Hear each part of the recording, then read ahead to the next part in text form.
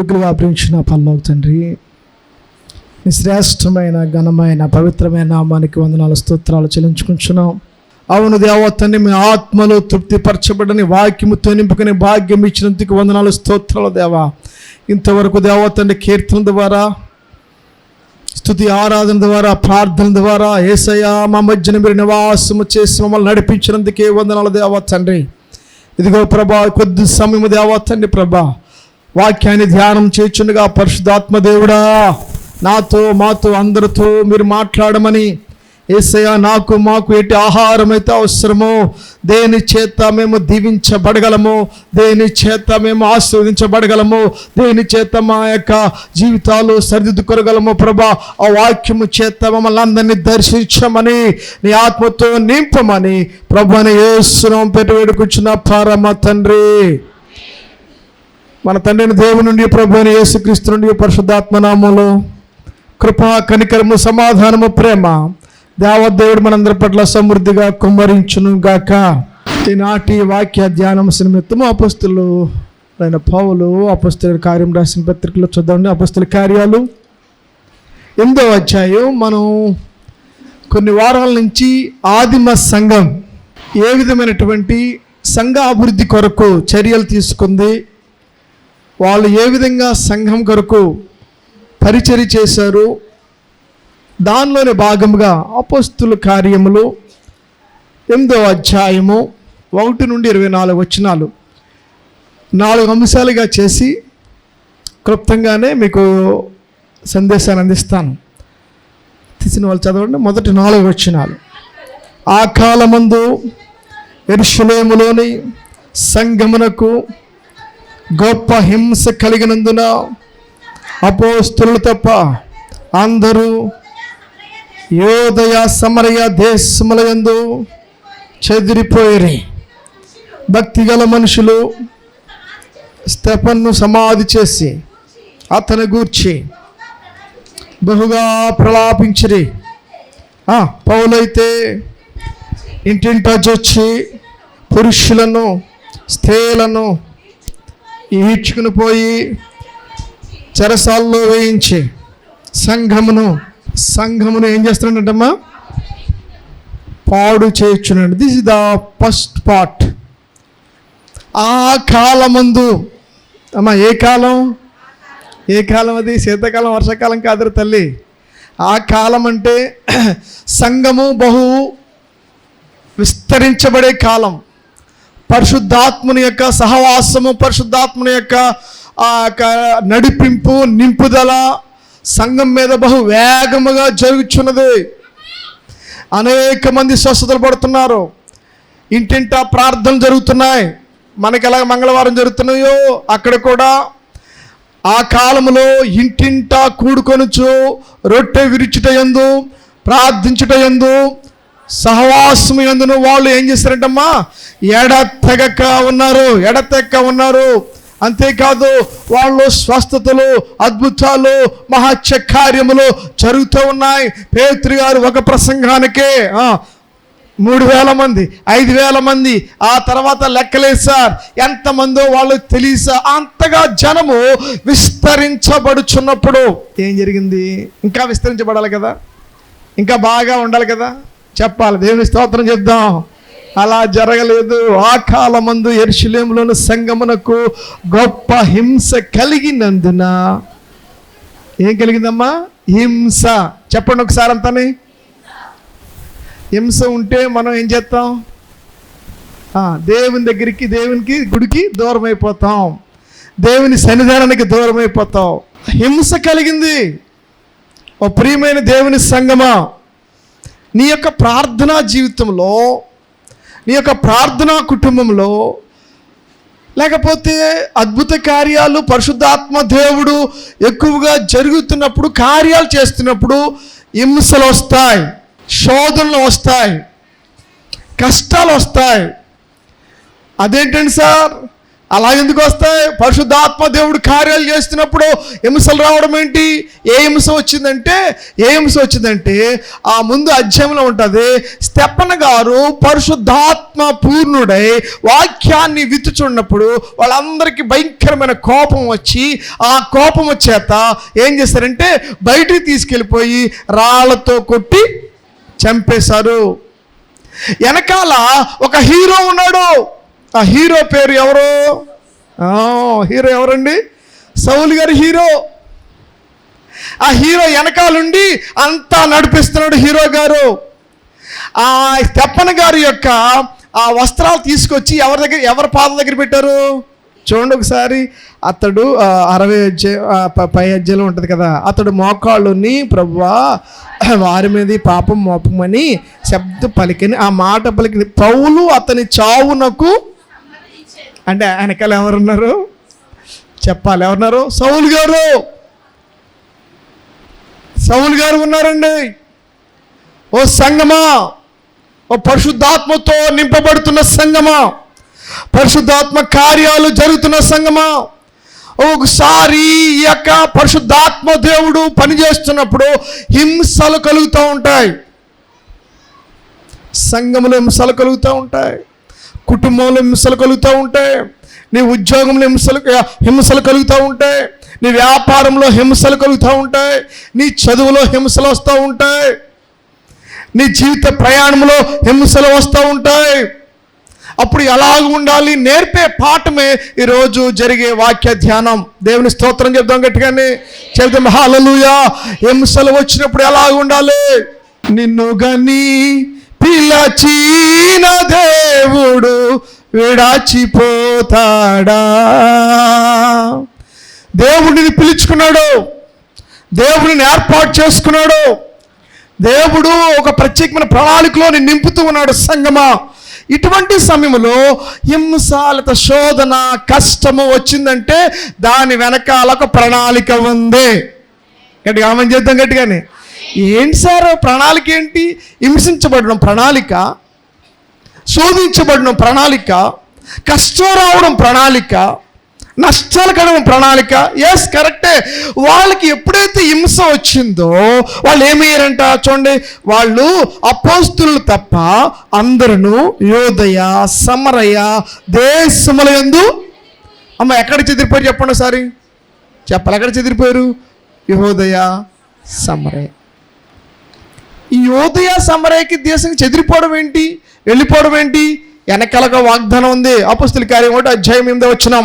అయినను పరిశుద్ధాత్మ మీ మీదకి వచ్చినప్పుడు మీరు శక్తి నందెదరు గనుక మీరు యెరూషలేములోను యోదయ సమరయ దేశముల యందంతటా భూదిగంతముల వరకును. అక్కడ ఏ దేశాలు కనపడుతున్నాయమ్మా? అక్కడ చెప్పాలి. ఏ దేశాలు కనపడుతున్నాయి? ఉన్నాయా లేదా?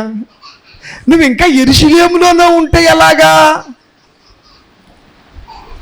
ప్రార్థన చేసే ఒక క్రైస్తవ సహోదరులారా, మా సంఘం విస్తరించబడాలి, మా సరిహద్దులు విస్తరించబడాలి. దట్ మీన్ గోడలు పక్కకి జరగడం కాదు. నేర్చుకో పాఠం. ఈ గోడ అలా జరిగిపోవాలి, ఆ గోడ అలా జరిగిపోవాలి. That's not right. యెరూషలేము సంఘమా, పినిపేవారు పెట్టున్న సంఘమా, నీ సరిహద్దులు గ్రామము దాటి గ్రామము, పట్టణము దాటి పట్టణము విస్తరించబడును గాక. అది అర్థమైందండి. ప్రార్థన చేస్తారు కదా, మా సరిహద్దులు మా స్థలాలు. రైటే, మన సరిహద్దులు మన స్థలాలు విస్తరించబడాలి, సంఘము విస్తరించబడాలి అంటే ఏమి చేయాలంటే ఒక్కొక్కసారి చెదిరిపోవాలి. ఆమేన్. అయ్య బాబు, ఇదే ప్రసంగం సార్. చెదిరిపోవడం ఏంటండి ఇది? ఎలాగ సార్? ఏంటిది అసలు? హింస నీలో ఓ సంఘమా, ఓ క్రైస్తవ కుటుంబాలారా, ఒక్కొక్కసారి మనం దీని కుటుంబాన్ని కూడా అనువర్త చేసుకోవచ్చు. ఇక్కడ ఈ సంఘంలో ఉన్నటువంటి మన సంఘంలో కొన్ని కుటుంబాలు, బిడ్డలు వేరుగా ఉంటున్నారు, భార్య వేరే దేశం వెళ్ళి పని చేసుకుంటుంది, భర్త వేరే దేశంలో అక్కడ ఉద్యోగం చేస్తున్నారు, నీకోసమే దేవుడు మాట్లాడుతున్నాడు. నువ్వు కుమిలిపోతున్నావు, నువ్వు బాధపడుతున్నావు. ఏంటి నా కుటుంబము ఈ విధంగా చెరోక వైపు అయిపోతుంది? తల్లి ఒక దిక్కున, తండ్రి ఒక దిక్కున, భర్త ఒక దిక్కున, భార్య ఒక దిక్కున, కుటుంబం ఒక దిక్కున ఎలా చిందుకు చల్లా చెదరం అయిపోతుందంటే వెనకాల నీ కుటుంబం వెనకాల దేవుని ప్రణాళిక బహుత్తరమై ఉన్నదే. దేవుని స్తోత్రం చేద్దాం. ఆయన ప్రణాళిక చాలా విశాలమై ఉన్నది. ఎందుకంటే నీ యొక్క కుటుంబాన్ని దేవుడు విస్తరింప చేయడం కొరకు మాత్రమే. దేవుడు నీ కుటుంబాన్ని ఇంకా అభివృద్ధి పరచాల నిమిత్తమే. దేవుని స్తోత్రం చేద్దాం. అయ్యో మా బిడ్డలు దూరం వెళ్తున్నారండి, దూరం వెళ్తారు సార్. అయ్యో మా భర్త దూర ప్రయాణం చేస్తారండి, దూర ప్రయాణం చేస్తారు సార్. అయ్యో నా భార్య ఎక్కడో ఉద్యోగం చేసుకుంటుంది, అవును సార్. నా భర్త ఎక్కడో సరిహద్దులో ఉన్న, అవునమ్మా. నా బిడ్డలు ఎక్కడో చదువుకోవడానికి సరిహద్దులు దాటేసి వెళ్ళిపోయి, రైట్, కరెక్టే. ఇదంతా దేవుని ప్రణాళికను గుర్తించగలిగితే దేవుడు నీ కుటుంబాన్ని ఆశీర్వదించును గాక. దేవుని స్తోత్రం చేద్దామండి. చేద్దాం హల్లెలూయా, చేద్దాం హల్లెలూయా. దేవుడు సంఘపు సరిహద్దులను విశాలపరచును గాక. వెనకాల ఒక మహత్తరమైనటువంటి ప్రణాళిక ఉన్నప్పుడు, ఎందుకంటే యోదయ సమరయ దేశాల్లో దేవుని సువార్త ప్రకటించబడాలి. యెరూషలేం మాత్రమే కాదు, యెరూషలేం అంతా నిండిపోతుంది. మరి సమరయ ఎవరు వెళ్తారు? భూ దిగంతముల వరకు ఎవరు వెళ్తారు? ఈ సువార్త ఇక్కడ ఉంటే వాళ్ళకి ఎలా తెలుస్తుంది అని చెప్పేసి దేవుడు ఒక హింస, స్టెఫను గారి యొక్క ప్రాణం పోగొట్టేసుకున్నాడు. రెండో పాటలోకి వెళ్ళిపోదాం. రెండో పాటకు వచ్చినప్పటికీ అపోస్తులు తప్పించి ఎవరు వెళ్ళారండి? చూద్దాం ఒకసారి. అపోస్తులు తప్పించి కాబట్టి చెదిరిపోయిన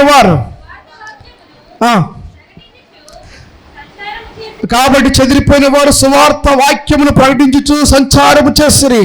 అప్పుడు ఫిలిప్పి సమరయ పట్టణమునకు వెళ్ళి క్రీస్తును వారికి ప్రకటించుండెను. అమ్మా ఎవరమైనా అందరు చెప్పండి ఒకసారి.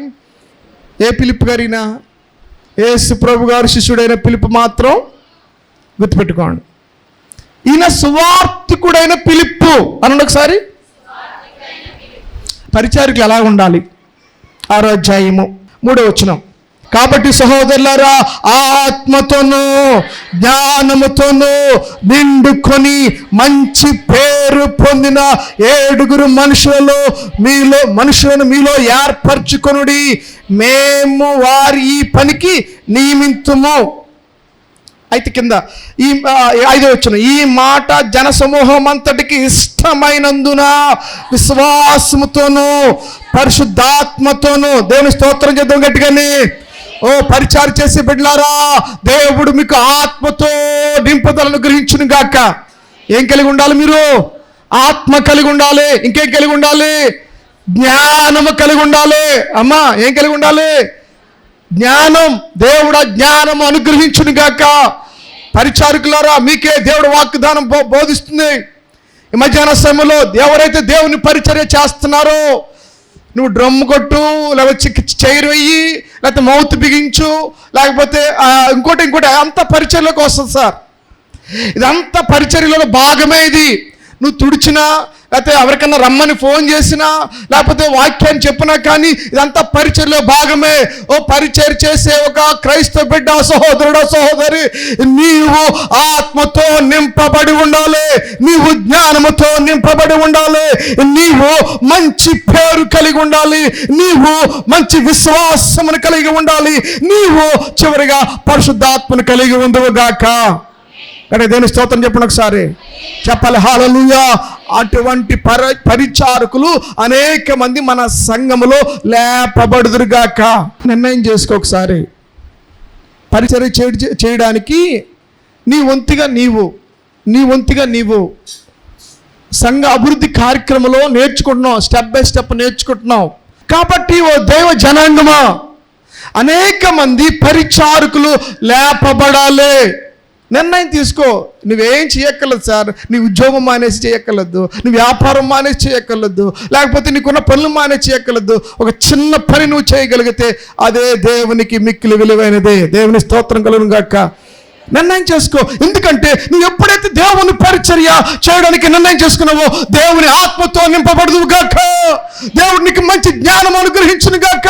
నీ విశ్వాసాలు దేవుడు స్థిరపరచును గాక. గట్టిగా దేవుని స్తోత్రం చెప్పు ఒకసారి. ఎస్, నువ్వు ఇంకా నిర్ణయం చేసుకుంటలేదంటే నీకు ఆత్మ అక్కర్లేదు అని అర్థం.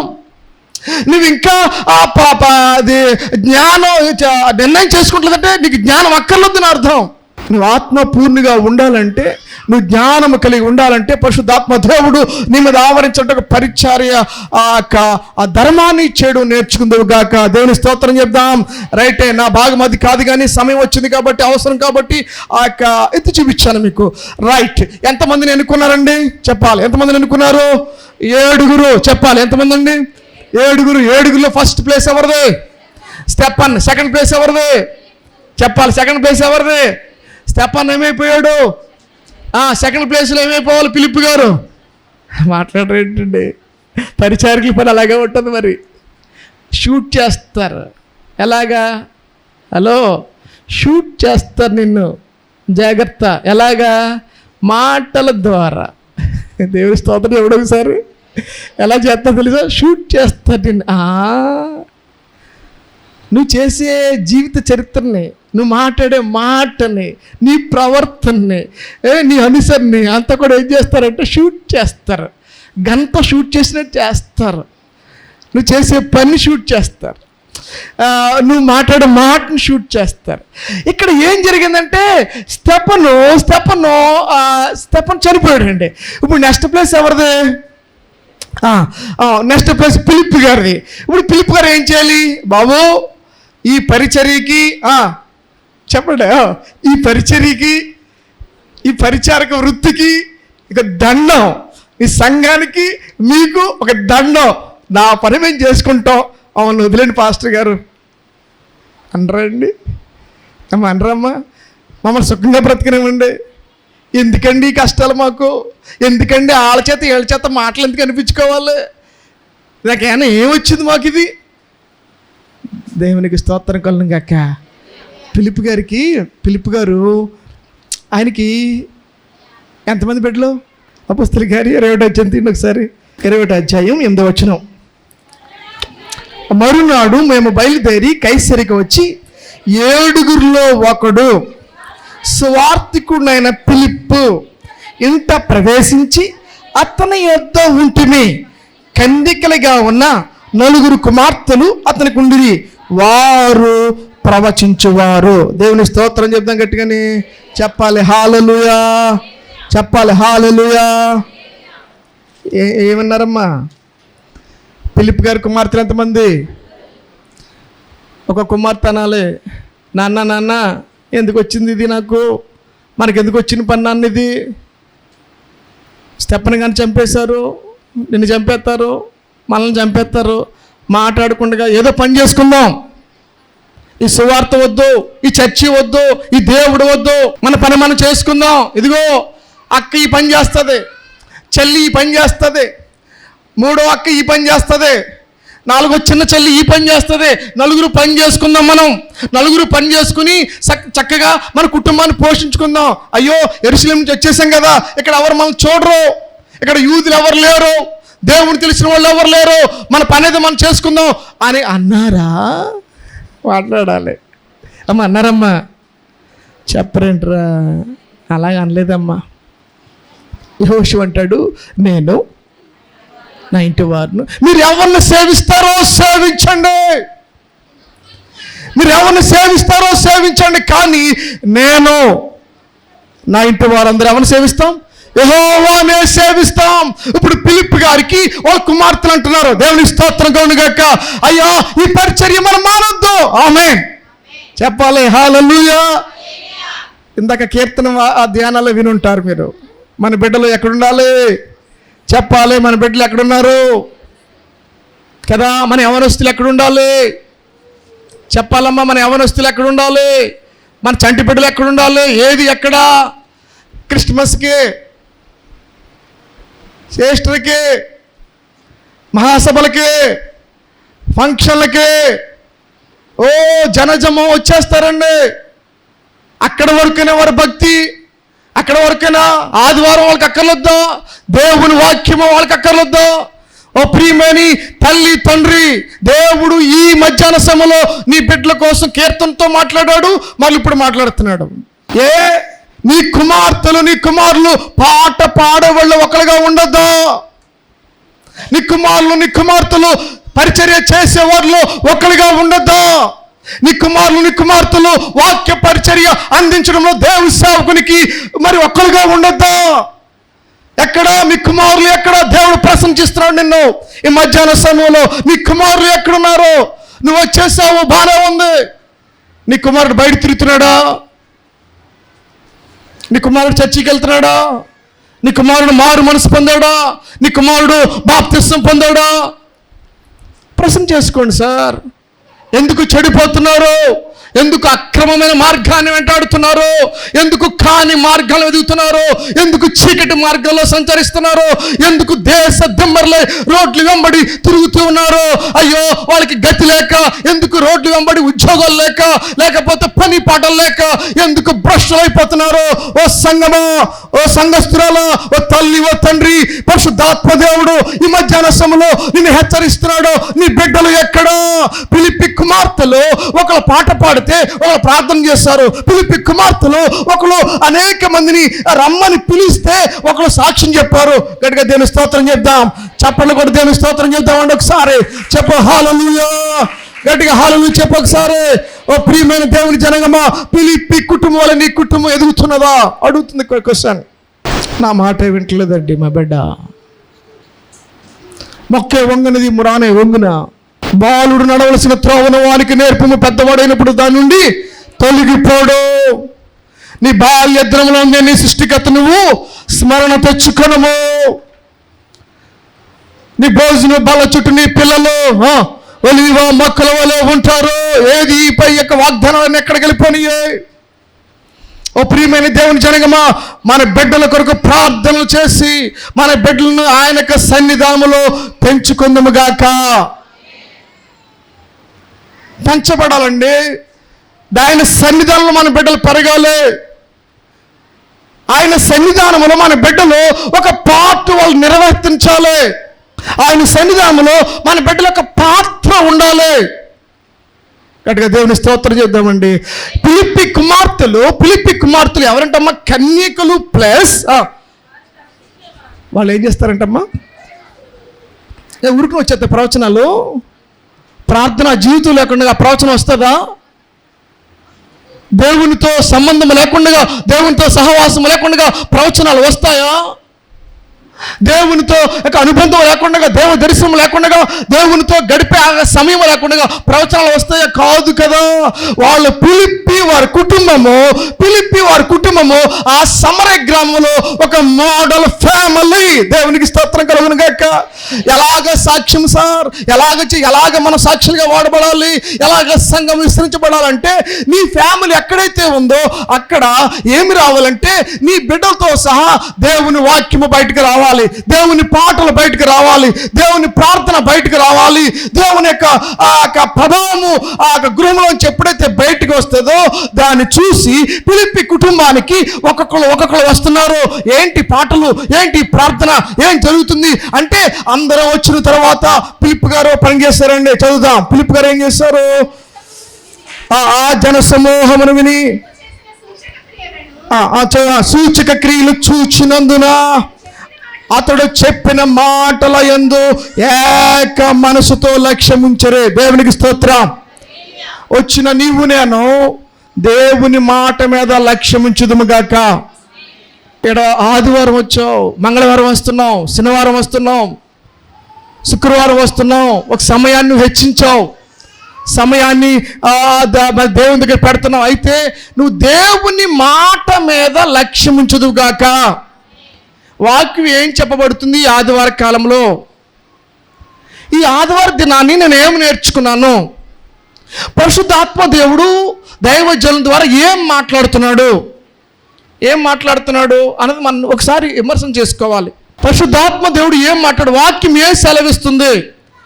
రైటే, హింస కలుగుతాయి, హింసలో భయపడకుండా ధైర్యంగా ఉండు అంటుంది. ఏం చెప్తున్నా? హింసలో ఏం కలిగి ఉండాలి? యెషయా గ్రంథము 41:10 చదవండి ఒకసారి. హింస కలిగినప్పుడు అంటున్నాడు ఒక ధైర్యం కలిగి ఉండాలి. యెషయా గ్రంథము 41:10 నీకు హింస వచ్చినప్పుడు ఎలాగ మనం ఉండాలంటే, భయపడకము, నేను నీకు తోడై ఉన్నాను, దిగులు పడకము, నేను నిన్ను బలపరుతును, నీకు సహాయము చేసేదను. దేవుని స్తోత్రం చెప్తామండి ఒకసారి. దేవుని వాగ్దానాన్ని పట్టుకోవాలి, మనం ఆ వాక్యాన్ని పట్టుకోవాలి. అవును, శ్రమ వచ్చింది, హింస వచ్చింది, దేవుని వాక్యం ఏం సెలవుస్తుందంటే, నువ్వు భయపడకు, నేను నీకు తోడై ఉన్నాను. ఆమేన్. నువ్వు కృంగిపోకు, నేను నిన్ను రక్షిస్తాను, నువ్వు అధైర్యపడకు. మత్తయి సువార్త 5:5 ఉంటుంది కదా, మత్తయి సువార్త 5:5 ఉంటుంది. 5:10 నీతిని బట్టి హింసింపబడేవారంతా కూడా ధన్యులు, వారిది ఎవరిదంటే పరలోక రాజ్యము వారిది. ఎస్, నువ్వు హింసింపబడుతున్నావు, లేకపోతే నువ్వు దూషింపబడుతున్నావు, శ్రమ పాలయ్యావు దేవుని బట్టి, అయితే కనుక గుర్తుపెట్టుకో, పరలోక రాజ్యము నీ కొరకు రాయబడి ఉన్నది. దేవునికి స్తోత్రం కలుగును గాక. అది హింసింపబడినప్పుడు ధైర్యపరిచిన మాటలు. ఆ తర్వాత నువ్వు నేనేం చేయాలంటే, పిలుపు వలె ధైర్యం కలిగి సువార్త చెప్పుదుము గాక. అది నెక్స్ట్ చెప్పండి. పిలిపి కుటుంబం మాదిరికరంగా ఉండాలి సంఘానికి. వాళ్ళు భయపడిపోలేదు, భయపడిపోయి దాక్కోలేదు, భయపడిపోయి వాక్యం చెప్పడం మానలేదు, భయపడిపోయి ప్రార్థన చేయడం మానలేదు, భయపడిపోయి దేవునికి దూరంగా ఉండలేదు. ఓ ప్రియమైన సహోదరుడా సహోదరి, ఇది నుంచి నేర్చుకోవాల్సిన పాఠం ఏంటంటే, అమ్మా ఏదైనా కష్టం వచ్చిందా దేవుడికి దూరంగా వెళ్ళిపోతావు, ఏదైనా నష్టం వచ్చిందా ప్రార్థనకు దూరం అయిపోతావు, ఏదైనా జరగకూడదు జరిగిందా నువ్వు ఏదేదో అన్నిటికీ దూరం అయిపోతావు. నేర్చుకో, తెలుసుకో విషయాల్ని. పరిశుద్ధాత్మ దేవుడు నీ కొరకే మాట్లాడుతూ ఉన్నాడు. అది నిన్ను దేవుడు హెచ్చించడం కొరకు మాత్రమే, దేవుడు నీ ఫ్యామిలీని బలపరచడానికి కొరకు మాత్రమే, దేవుడు నీ ఫ్యామిలీని లేకపోతే ఆశీర్వదించడం కొరకు మాత్రమే. ఆ తాత్కాలికంగా హింస కలుగుతుంది, ఆ ఎడబాటు కలుగుతుంటుంది, లేకపోతే ఆ దూరపరచడం కలుగుతుంటుంది. అయినప్పటికీ నువ్వు ప్రార్థన ఆపకుందువుగాక, వాక్యం చదవడం మానకుందువుగాక, వాక్యం మీద లక్ష్యం పెట్టుదువుగాక. వాక్యం మీద లక్ష్యం పెట్టండి. అప్పుడు ఏం జరిగిందో తెలుసా? చదువుదాం, ముందుకెళ్ళిపోతారు. అనేకులను పట్టిన అపవిత్రాత్మలు పెద్ద కేకలు వేసి వారిని వదిలిపోయాను. గడియ దేవుని స్తోత్రం చేద్దాం ఒకసారి, చేత దేవుని స్తోత్రం చెప్పడం ఒకసారి చెప్పండి. అపవిత్రాత్మలు అనండి ఒకసారి. మాకు తెలియదు అనండి ఒకసారి. అపవిత్రాత్మలు అంటే మాకు తెలియదు అనండి ఒకసారి. తెలిసి మీకు మొన్న 2 మంగళవారాల నుంచి ఆ గృహ కుడుకుల్లో వింటున్నారు వాక్యాలు అపవిత్రాత్మ కోసం. దేవుని స్తోత్రం చేద్దాం ఒకసారి గట్టిగా. ఇక నేను మళ్ళీ దానికి వెళ్ళను, దాని జోలికి వెళ్ళను. ఇంకా ఆల్రెడీ ఆ వాక్యాన్ని చాలా స్పష్టంగా క్లియర్ కట్గా వింటున్నారు మీరు. అపవిత్రాత్మలు ఏంటి? అపవిత్రాత్మలు ఏం చేస్తావో తెలిసి, అపవిత్రాత్మలు సమాధుల్లో నివాసం చేసే ఆ తీరు కలిగి ఉంటాయి. బట్టలు వేసుకునే తీరు, బట్టలు వేసుకునే వాళ్ళు శరీరాన్ని గాయపరుచుకుంటూ ఉంటారు, సమాజానికి దూరంగా ఉంటారు, కుటుంబానికి దూరంగా ఉంటారు, పబ్లిక్కి దూరంగా ఉంటారు, తల్లిదండ్రులకు దూరంగా ఉంటారు. ఓ ప్రియమైన దేవుని జనాంగమా, త్రాగుబోతులుగా ఉంటారు. ఇది అపవిత్రాత్మ యొక్క చేష్టలు ఇవి, ఈ దుష్టుని యొక్క చేష్టలు అండి. ఓ ప్రియమైన దేవుని జనాంగమా, వాటితో మాకు సంబంధం లేదు అనుకుంటున్నారేమో. మన వరకు వచ్చినప్పుడు అపవిత్రాత్మ ఏం చేస్తుందో తెలుసా? తల్లిదండ్రుల మాట విననివ్వదు, పాస్టర్ గారు చెప్పే వాక్యం మీద మనసు పెట్టదు. అపవిత్రాత్మ ఏం చేస్తుందంటే, పర్లేదులే ఈరోజు ప్రార్థన చేయకపోయినా పర్లేదు అంటుంది అపవిత్రాత్మ. అపవిత్రాత్మ ఏం చేస్తుందంటే, ఈరోజు వాక్యం చదవకపోయినా పర్లేదు అంటది. అపవిత్రాత్మ ఏం చేస్తుందంటే, అబద్ధం ఆడినా పర్లేదు అంటది. అపవిత్రాత్మ ఏం చేస్తుందంటే, మోసం చేసినా పర్లేదు అని చెప్తుంది. అపవిత్రాత్మ ఏం చేస్తుందంటే, దొంగతనం చేసినా పర్లేదు అని చెప్తుంది. అపవిత్రాత్మ ఏం చేస్తుందంటే, బూతులు మాట్లాడినా ఏం కాదని చెప్తుంది. అపవిత్రాత్మ ఏం చేస్తుందంటే, చెడు సాంగత్యాన్ని కలిగి ఉంటుంది. అపవిత్రాత్మ ఏం చేస్తుందంటే, త్రాగమని చెప్తుంది. అపవిత్రాత్మ ఏం చేస్తుందంటే, విచారం చేయమని చెప్తుంది. ఈ లక్షణాలు మనకు కలిగి ఉన్నవేమో. మాట వినని తను అపవిత్రాత్మ పట్టిందని అర్థం. చర్చిలో వచ్చి కూర్చుంటావు, ఓ కదిలిపోతూ ఉంటావు, భయంకర అపవిత్రాత్మ నీలో ఉంది. నీ మనసు పెట్టు, అపవిత్రాత్మ చేత పీడించబడుతున్నావు నువ్వు. వాక్యం మీద నీకు లక్ష్యం ఉంచు, నిద్రపోతూ ఉంటావు, వచ్చి అపవిత్రాత్మ నీలో ఉంది. దేవుడి మీద లక్ష్యమించు, వాక్యం మీద లక్ష్యమించు. విమర్శనాత్మకంగా ఆలోచిస్తూ ఉంటావు, అపవిత్రాత్మ ఉంది కాబట్టి. ఒక శాస్త్రులాగా ఆలోచిస్తుంటారు చాలా మంది వచ్చి. వాక్యం ఏం చెప్తున్నాడు, ఎలా చెప్తున్నాడు, సబ్జెక్ట్ చెప్తున్నాడా లేదా, కన్సర్న్ ఉన్నదా లేదా, ఏ పాటలు పాడారు, ఎవరు పాడారు, ఎవరి గురించి చెప్పారు, అది కాదు. అది అపవిత్రాత్మ పట్టిన నీవు. ఓ ప్రియమైన సహోదరుడు, సహోదరి, అపవిత్రాత్మలు నదుడని యేసు నామములో బయటికి వెడలిపోవును గాక. కఠినమైన మనసు, లోబడనల్లని మనసు, వాక్యానికి అంగీకారం లేని మనసు, ఇదంతా కూడా అపవిత్రాత్మ చేసే పనండి. ఎవరిని చెడగొడదామా అని చూస్తుంది. ప్రార్థన చేయని మనసు అపవిత్రాత్మని మనసు. అది ఒకవేళ ప్రార్థన చేసావో ఏదో కీడు రప్పిస్తుంది, దానియేలు మీదకి రప్పించినట్టుగా. అది అపవిత్రాత్మ చేసే మనసు. యోబు మీద పడినట్టుగా పడుతూ ఉంటుంది అపవిత్రాత్మైన మనసు. ఓ ప్రియమైన సహోదర, అపవాదిని ఎదిరించండి, అప్పుడు వాడు మీ ఎదురు నుండి పారిపోవును. వాక్యమనే ఖడ్గము చేత మన అపవాదిని ఎదిరించుదుము గాక. అంటే దేని స్తోత్రం చెప్దాం. ఒకే ఒక ఖడ్గం, అదే వాక్యం అనే ఖడ్గము చేత మనం ఎదిరించాలి అపవాదిని. సత్యమైన గట్టి కట్టుకోవాలి, సమాధానమైన జోడు కట్టుకోవాలి, రక్షణ శిరస్త్రాణము మనం కలిగి ఉండి మన అపవాదిని ఎదిరించగలిగి ఉందము గాక. స్తోత్రం చెప్తాం గట్టిగానే. ఎప్పుడైతే అపవాది వాక్యం ఎప్పుడైతే నువ్వు వింటావో అపవాది మనలో నుంచి బయటికి వెడలిపోవును గాక. అంతే కదా, నీ వాక్యమే నన్ను బ్రతికించును. వాక్యం ఏం చేస్తుందంటే బ్రతికిస్తుంది. సాతానుగాడు మనం చంపేస్తాడు. సాతానుగాడు వాడు దొంగ, వాడు నాశనానికి లేకపోతే హత్య చేయడానికి వచ్చాడు ఈ లోకానికి. కానీ మన యేసయ్య నిన్ను రక్షించడానికి వచ్చాడు. దేవునికి స్తోత్రం. యేసు నిన్ను రక్షించును గాక. భయంకరమైన అపవిత్ర ఆత్మల చేత పట్టబడిన వారందరినీ యేసు నామములో బయటికి వెడలిపోవును గాక. దేవుని స్తోత్రం చేద్దాం ఒకసారి. ఆ సమరయ దేశంలో ఉన్నటువంటి భయంకరమైన అపవిత్రాత్మలు అన్నీ బయటకు వెళ్ళిపోయినాయి. ఆ తర్వాత స్వస్థతలు జరిగినాయంట. పక్షవాయువుల వారు స్వస్థపరచబడ్డారు. కుంటివారు అనేక స్వస్థత కలిగినారు. అందుకు పట్టణంలో మిగుల సంతోషము కలిగిన. స్తోత్రం చెప్దాం. ఎప్పుడైతే నీ గృహములో ఆరాధన జరుగుతుందో, నీ గృహములో దైవజనులు ప్రార్థన చేస్తారో, నీ గృహములో వాక్యము విడుదలవుతుందో ఆ గృహము సంతోషముతో నింపబడును గాక. రెండు చేతులు దేవుని స్తోత్రం చెప్పొకసారి. సాతాను శక్తులు వెళ్ళిపోతాయి. ఆమేన్. నమ్మండి. ఎప్పుడైతే ఆ పాటలు నీ గృహంలో, అందుకే గృహ కూడుకులండి. గృహ కూడుకులు ఎందుకంటే భయంకరమైన శక్తుల చేత ఆవరించబడుతూ ఉంటాం. భయంకరమైన శక్తుల చేత ఆవరించబడుతాం, దయ్యపు శక్తుల చేత పీడింపబడుతుంటాం మనం. వాటి నుంచి విడుదల కలగాలంటే మన యొక్క గృహములో దేవుని వాక్కు బయలు అగునుగాక. నీ వాక్యం ఎప్పుడైతే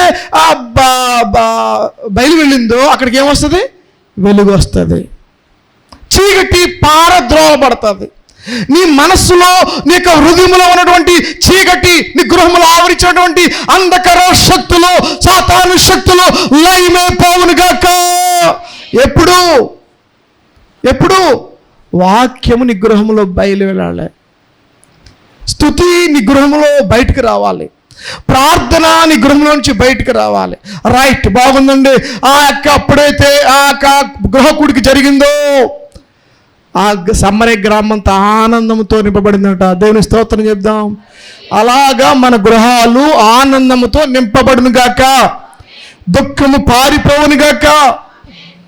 మానసిక రుగ్మతులు పారిపోవును గాక. ఎక్కడికి దేవుని స్తోత్రం చెప్పొకసారి. హల్లెలూయా. నేను చివరికి వెళ్ళిపోతానండి. తర్వాత ఏం జరుగుతుందో చూద్దాం. 9వ వచనం నుంచి. సీమోను ఒక మనుషుడు ఆ పట్టణంలో గారిడి చేయించు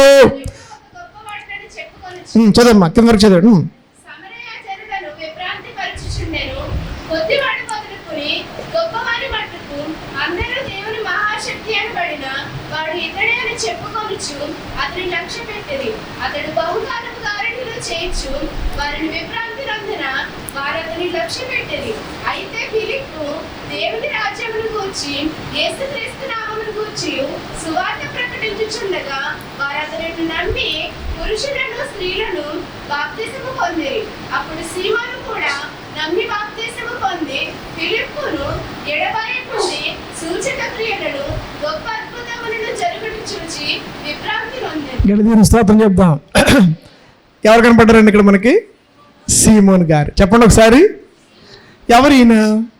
ఏం చేస్తాడంటమ్మా? గారిడి. గారిడి అంటే ఒక మంత్రాలు వేయడం, మంత్రాలు గారిడి.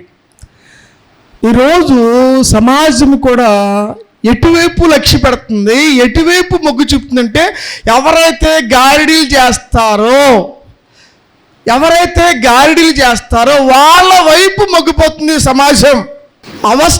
వాస్తవాన్ని మానేసి అవాస్తవాన్ని, లేకపోతే వాస్తవం కాని దాని వైపు, కల్పన కథల వైపు చూసి వాళ్ళ వైపు వాళ్ళే మనకి హీరోలు, వాళ్ళే మనకు రోల్ మోడల్స్, వాళ్ళే మన జీవితానికి మంచి గొప్ప హీరోలు అని తలంచుకునే సమాజంలో ఉన్నాం మనం. సమాజంలో ఉన్నటువంటి పాడే పనుల కారణం ఏంటంటే దాంట్లో ఉన్నటువంటి భయంకరమైన బూతులన్నీ చూసి, ఆ గాడిని చూసి నేర్చుకుంటూ వీళ్ళ ప్రయోగాలు చేస్తూ, వాడేమో డబ్బుల కోసం చేస్తారో వీళ్ళ జీవితాలను అర్పణ చేస్తారు. వాళ్ళేమో దేనికోసం చేస్తారో మనమేమో అదే వాస్తవం కింద, దేవుడి కింద నువ్వు భావించేసుకుంటూ ఉంటావు.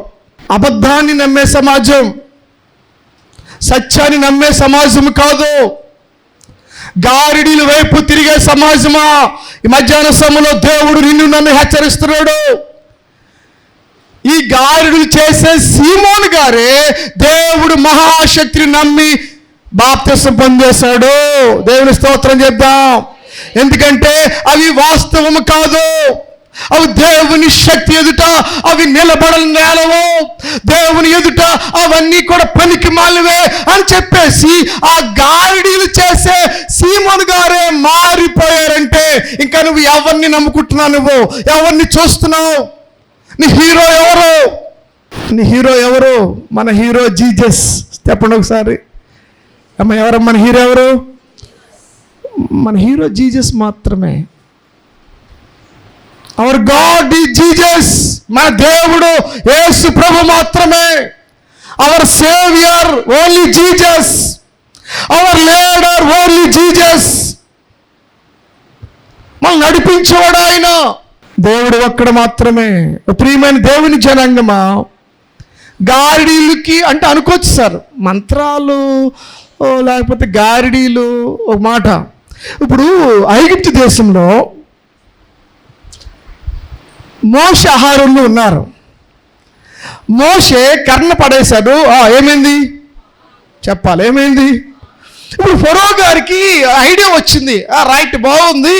ఈ మంత్రగాల్ని లేకపోతే శకునగాండ్రుల్ని లేకపోతే విద్వాంసులను అందరిని కేకేసి మీరు కూడా ఆ పని చేయండి అంటే వాళ్ళు ఏం చేశారు? చేశారు లేదా? మరి ఏం జరిగిన తర్వాత? ఆ తర్వాత ఏం జరిగింది? ఇప్పుడు వీళ్ళు మంత్రగాళ్ళు లేకపోతే గారిడి చేసేవాళ్ళు వీళ్ళు కర్ర పడేస్తున్నారు. ఈ కర్ర ఏమవుతుంది? పాము అయిపోతుంది. ఇప్పుడు ఇక్కడ ఉన్న మోషే గారు కర్ర పడేశారు. ఈ కర్ర ఏమైపోయింది? ఇప్పుడు మోషే గారు కర్ర పాము మళ్ళీ కర్ర అవుతుంది. వీళ్ళ పాములు మళ్ళీ కర్ర అవుతున్నాయా? ఏమైంది? మోషే గారి చేతిలో ఉన్న కర్ర పాము ఏం చేసింది? అన్నిటిని మింగేసిందమ్మా. దేవుని స్తోత్రం చెప్పి గట్టుకని. ఇప్పుడు మంత్రాలు పెట్టడం అన్నది వాస్తవమే. మంత్రం పెట్టేవాడికి మంత్రం పెట్టడం తెలిసి తప్ప తీయడం తెలియదు. ఆమె గట్టిగా దేవుని స్తోత్రం చెప్పరే. ఎందుకు చూడండి, ఇప్పుడు ఈ పాములన్నిటినీ ఎవరు మింగేశారు? మాట్లాడరా? ఎవరు మింగేశారు? అది మళ్ళీ వెనక్కి తీసుకోవడం చేత కదా ఆడ పెట్టడం వరకు చేతనం అంతే. అది మళ్ళీ తిరిగి ఆ మంత్రశక్తిని వెనక్కి లాక్కునే శక్తి పౌరుడికి లేదు. ఇంకొక సందర్భం చెప్తానే. ఇప్పుడు మోషే గారు ఆ ఏటి దగ్గరికి వెళ్ళి రెండో అద్భుత సూచిక ఏంటంటే ఏటి దగ్గరికి వెళ్ళారు, ఆ చేతులు ఎత్తారు, కర్ర ఎత్తారు. ఆ ఏటి నీళ్ళు ఏమైపోయి మాట్లాడాలి, రక్తంగా మారిపోయి ఆ ఏట్లో ఉన్న చెరువుల మీద, ఏటి మీద, కాలువల మీద ఉన్నటువంటి ఆ యొక్క చేపలు మొత్తం అన్ని కూడా అయిపోయి చనిపోయి కొంపు కొట్టేసి అన్ని రక్తం. ఇదే పని ఎవరు చేశారు?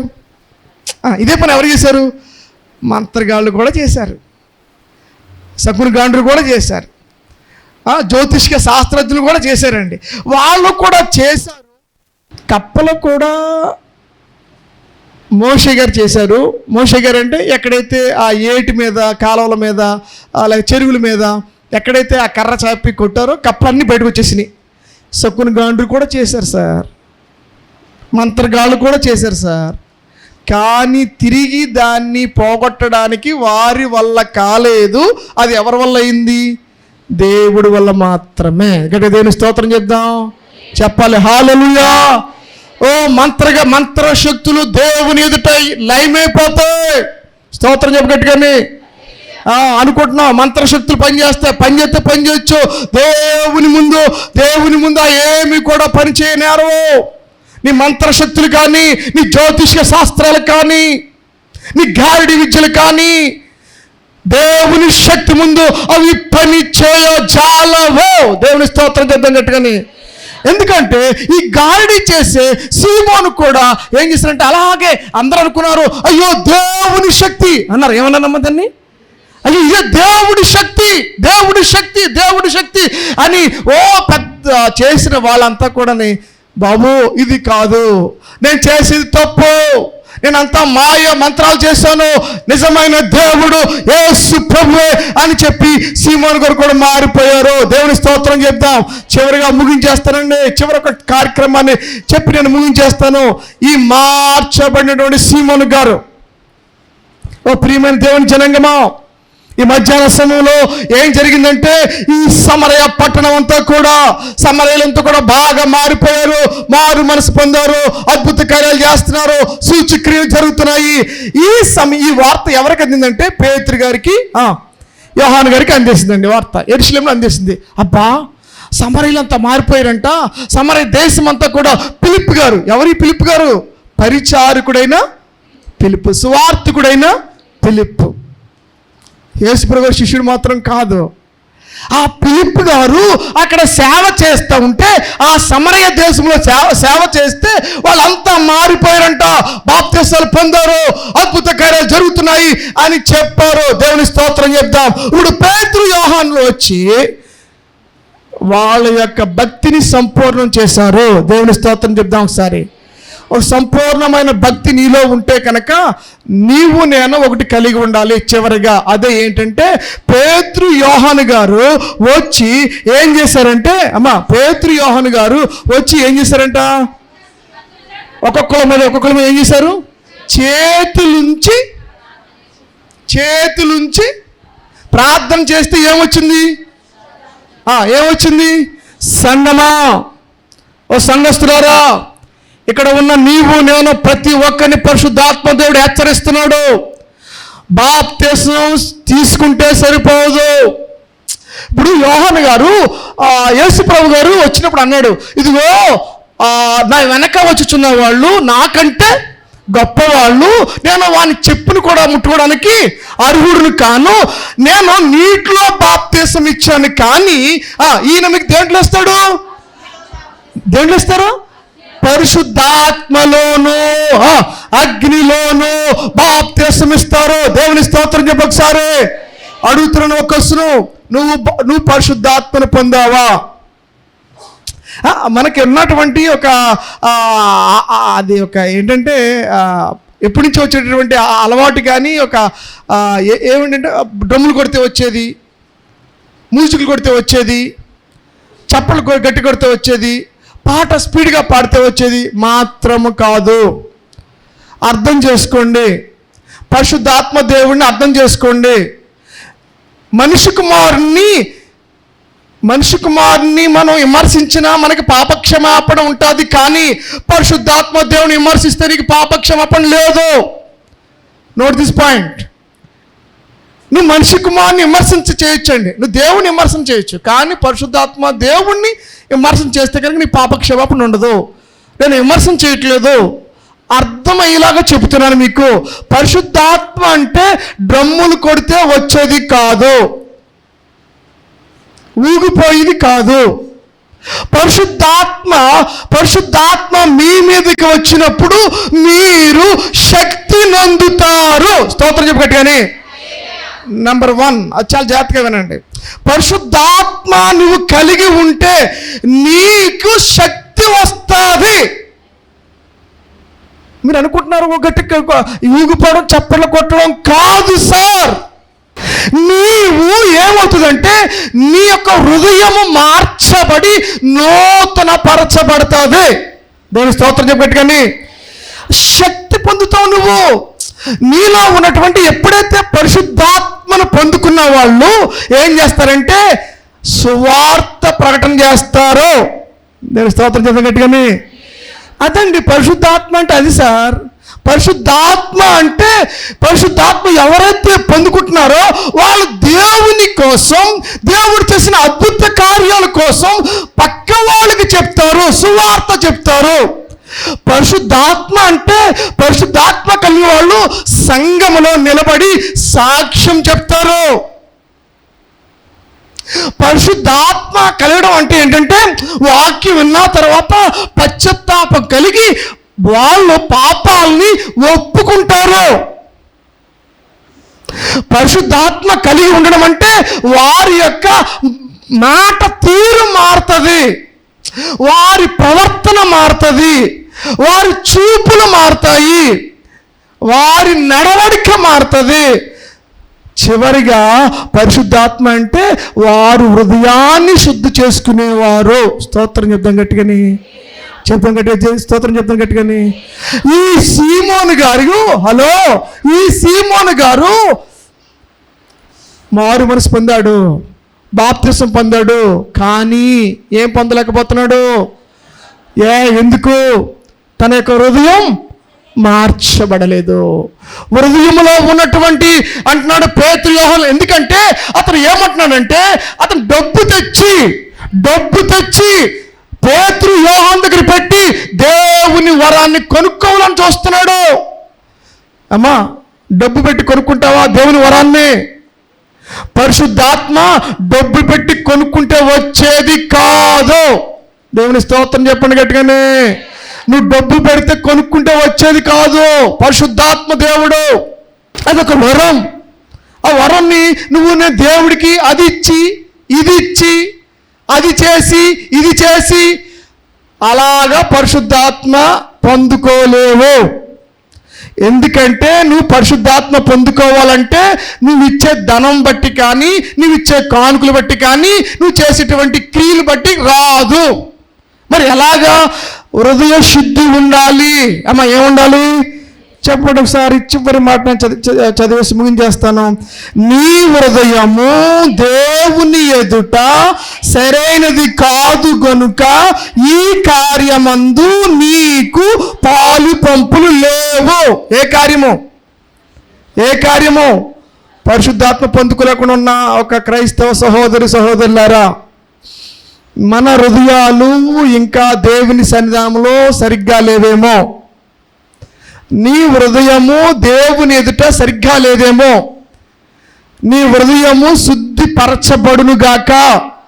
నీ హృదయములో చెడు ఆలోచనలు, చెడు తలంపులు ఏమైపోను? తొలగిపోవునుగాక. దేవుడు మన హృదయాలు చూస్తాడు. దేవుడు ఎవరైతే హృదయ శుద్ధి గల వారు ధన్యులు, వారు దేవుణ్ణి చూస్తారు సార్. దేవుడు మిమ్మల్ని చూస్తాడు. పరిశుద్ధాత్మ దేవుడు అంటున్నాడు కదా, మీ హృదయములు దేవునికి పరిశుద్ధాత్మకు ఆలయమై ఉన్నాయని మీరు ఎరుగరా? పరిశుద్ధాత్మ దేవుడు ఎక్కడ నివాసం చేస్తాడు? హృదయాల్లో నివాసం చేస్తాడు సార్. ఈ పరిశుద్ధాత్మ దేవుడు ఈ హృదయంలోకి రావాలి అంటే నీ హృదయము శుద్ధిగా ఉండాలి. అప్పుడే నీవు నేను ఆ పరిశుద్ధాత్మ కలిగి ఉంటావు. మనం మారు మనసు పొందుతాము, మన మనసులు మార్చబడతాయి, నూతన హృదయం వస్తుంది. ఆ పరిశుద్ధాత్మ దేవుడు ఎల్లప్పుడూ నీకు నాకు సహాయమై తోడైండి నడిపించును గాక. అందరు లేచి నిలబడదాం, చిన్న ప్రార్థన చేసుకుందాం. విన్న వాక్యాన్ని బట్టి అందరు త్వరగా మీ ప్లేస్ నుంచి లేచి నిలబడి విన్న వాక్యాన్ని బట్టి ఆదిమ సంఘములో ఆ యొక్క సమరయ గ్రామములో దేవుడు చేసిన అద్భుతాలను బట్టి నీవు నేను ఒక పరిచారకుడిగా ఉండాలని తీర్మానం చేసుకుంటావా?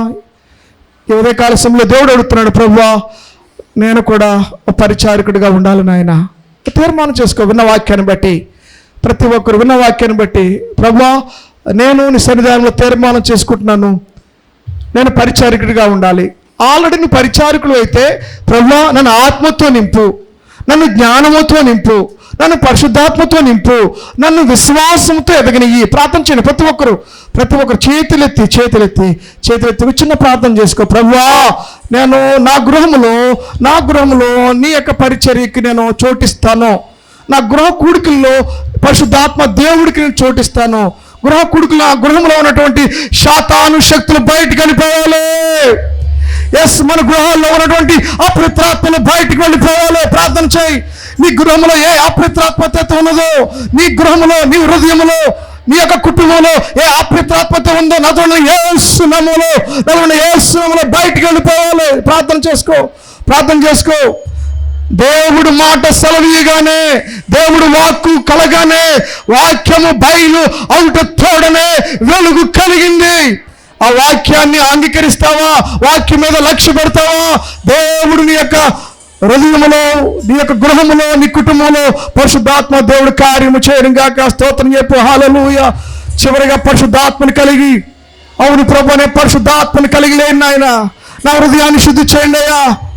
యేసయ్యా నువ్వు నా హృదయంలో ఉండాలయ్యా, నువ్వు నన్ను నడిపించాలయ్యా, నువ్వు లేకపోతే నేను బ్రతకలేనయ్యా. నీ శక్తితో నన్ను నింపయ్యా.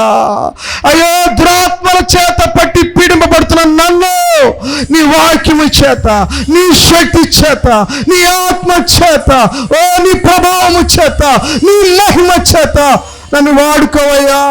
నీ సాక్షిగా ఉంటానయ్యా, నీకు సాక్షి బిడ్డగా ఉంటానయ్యా, నీ వాక్యాన్ని ప్రకటిస్తానయ్యా, నీ సువార్తలో పాల్పంపులు పొందుతానయ్యా. ప్రార్థన చేద్దాం. మమ్మల్ని మిక్కులుగా ప్రేక్షణ పల్లవి తండ్రి, ఈ మధ్యాహ్న సమయంలో ప్రభా దేవ తండ్రి, ప్రభా సమరయ దేశంలో ఫిలిప్పు గారు చేసిన సేవ పరిచర్యను దేవ తండ్రి స్తోత్రం. ప్రభా నాతో మాతో బహు స్పష్టంగా మాట్లాడావు. అన్యులకు నేను సువార్త చెప్పడం ఎలాగా, సువార్త మరి దేవతను అన్ని వారికి ఏ విధంగా సువార్త చెప్పాలి, మరి యొక్క సంఘపు సరిహద్దులు ఎలాగ విశాలపరచబడాలి, హింస కలిగినప్పుడు మేము ఎలాగ స్థిరంగా నిలబడాలి, దైవ శక్తులు ఆమె మంత్రగండ శక్తి నుంచి ఎలాగ విముక్తి పొందాలి, పరిశుద్ధాత్మను ఎలా పొందాలో స్పష్టంగా నేర్పిందేవా. అందరితో మాట్లాడమని, శక్తి నింపమని ప్రభువుని యేసు నామమున వేడుకొంచున్న పరమ తండ్రి. ఆమేన్.